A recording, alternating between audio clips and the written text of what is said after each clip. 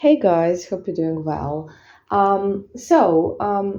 Okay, before I start with the topic I have for you, and I do have a specific topic, I just want to comment on something because I see this a lot, not just with you guys in general. So, what we tend to do is when we meet somebody and we are like flirting, texting, dating, getting to know each other, and when things go wrong, so basically this person distance themselves or they ghost us or they just reject us in some way, basically doesn't work out is what I'm trying to say. What we tend to do is we tend to convince ourselves that we imagined the whole thing. There was nothing there. They were never interested. They never cared. They were never into us, right? You know what I'm talking about. I bet that pretty much everyone listening knows what I'm talking about. And here's the thing, guys. The reason why we do that is obviously our limiting beliefs, our insecurities, just telling us, oh, you're so dumb. You did this again. You imagined everything. Why would somebody like you? Nobody likes you. You are never chosen. You are not good enough. You are just not it, right? Okay. But listen to me carefully. We feel energies. We feel energies. On a subconscious level, we know when somebody likes us, when somebody is interested. We know it, we feel it. And then, if it somehow fails, we try to convince ourselves that we were wrong, we were imagining it, but we were not. We all have that sense. We all sense energies because everything is energy and we are energy, and it is on a subconscious level, but it is happening all the freaking time. So, no, you haven't imagined it. No, you're not crazy. No, you're not dumb. They did like you. They did, obviously. You know they did. So, why are you now trying to tell yourself that they didn't, huh? Why? Why? I'm gonna tell you why. Because there is that wound inside of you. There is that limiting belief inside of you that is screaming, you are not good enough. Every time you get triggered, because this rejection of some kind is a trigger, you're going to tell yourself all of those horrible things. I imagined everything. Of course, they never liked me. I was so dumb thinking somebody could like me, right? Okay, so remind yourself of this, please, guys. Remind yourself of this when this happens. Remember this. Remember this. Save this audio. I don't know. Whatever you need to do. Okay, now let's get into our topic. So, I don't know how many of you know this. I think that not many probably, because maybe you wouldn't imagine this about me.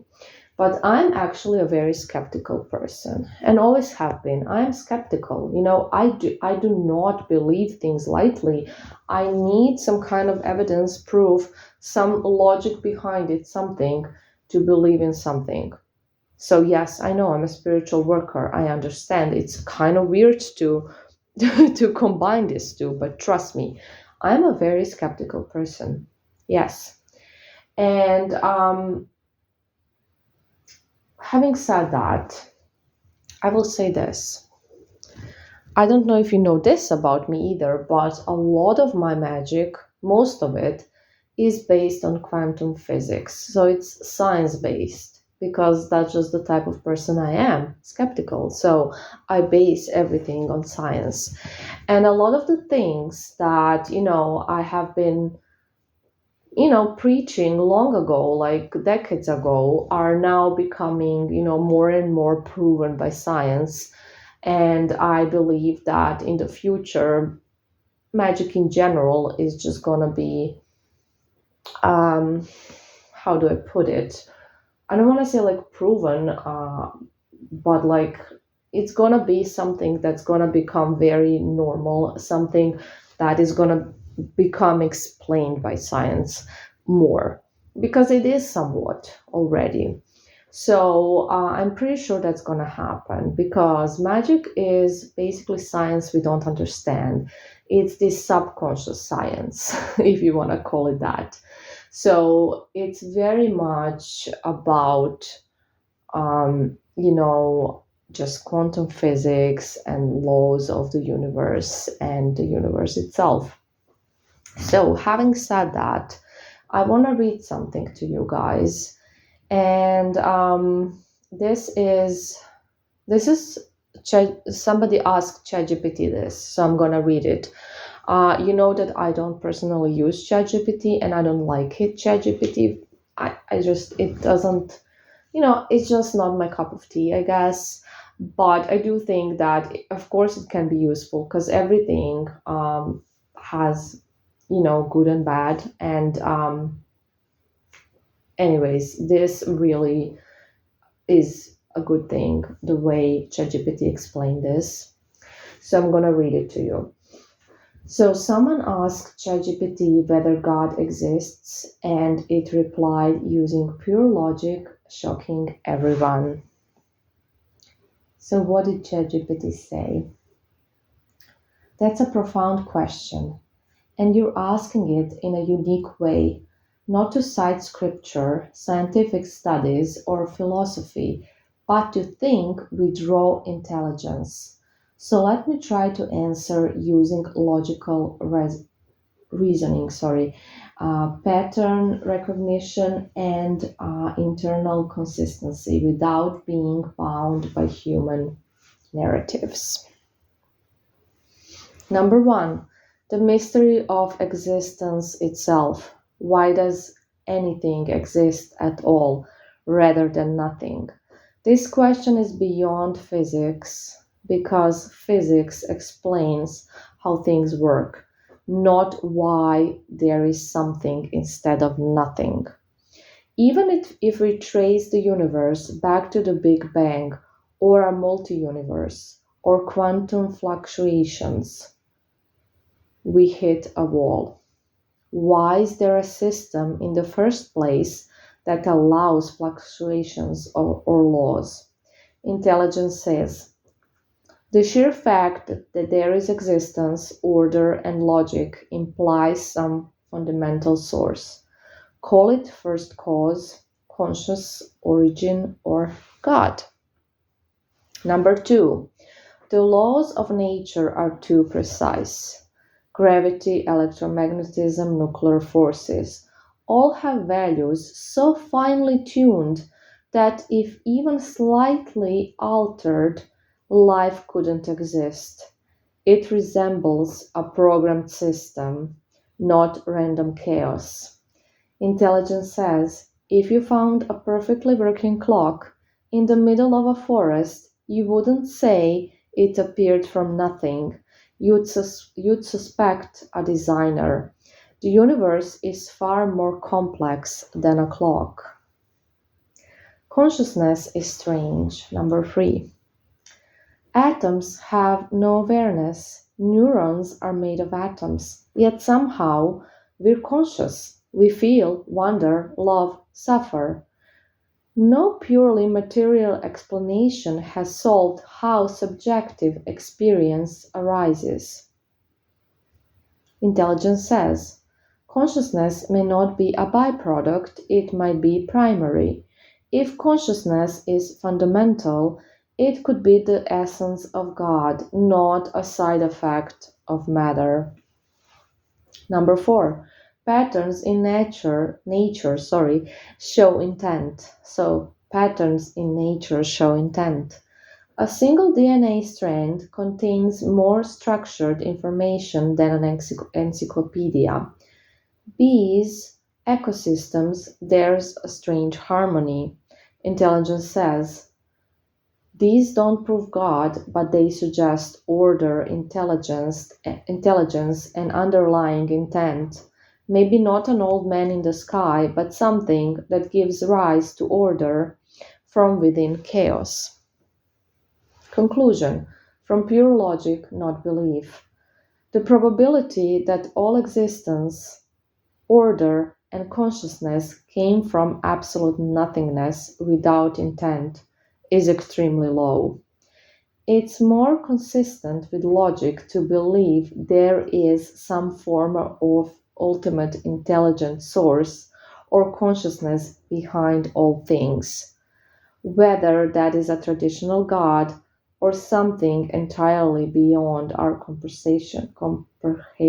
Sorry, I can't pronounce this word. Intelligence leans toward yes, something greater exists. Okay, guys. So, the reason why I wanted to share this, why did I want to share this, is because something greater exists and everything is pointing to that. There are so many patterns just in nature, in everything.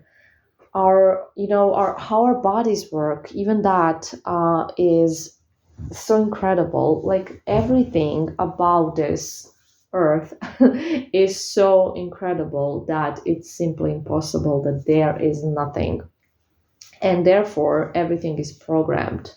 The nature, the life, everything is programmed. We are kind of programmed. We have, you know we we are born, and then we're babies, and then we're toddlers, and then we're kids, and then we're teenagers, we're adults, then we go into menopause, then we become older, and then we die basically.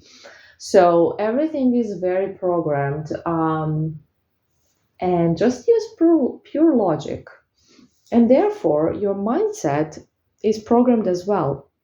This is where we come to our mindsets. They are also something that is programmed and that can get reprogrammed by ourselves. And it's not that hard to do that. Remember what I just read to you.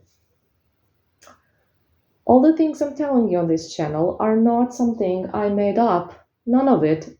None of it. It's not even something that me, as a delusional person, believes in, because it's all based on science and logic, and it all makes sense. And a lot of it is proven. Most of it is proven.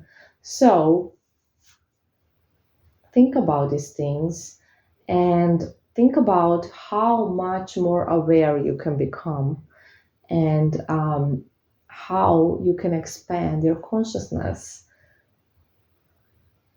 That's what I really want to inspire everybody to do.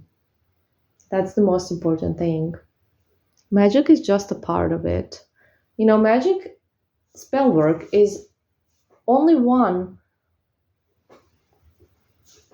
type of magic, because magic is everywhere. It's all around us.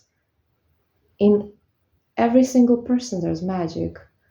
You just need to find it. You just need to activate it. You just need to start using it. You need to transform. Anyways, I hope this makes sense, number one. Then I hope it's helpful. And then I hope it's going to be useful and inspiring to everybody that is listening. Again, thank you for listening. Thank you for learning. Thank you for expanding. Thank you for believing me, for putting your trust in me to, help you with whatever is bothering you. And yeah, that's basically what I want to end this week with. And then we are entering a brand new week. Let's make it magical, guys. I love you so much. Bye.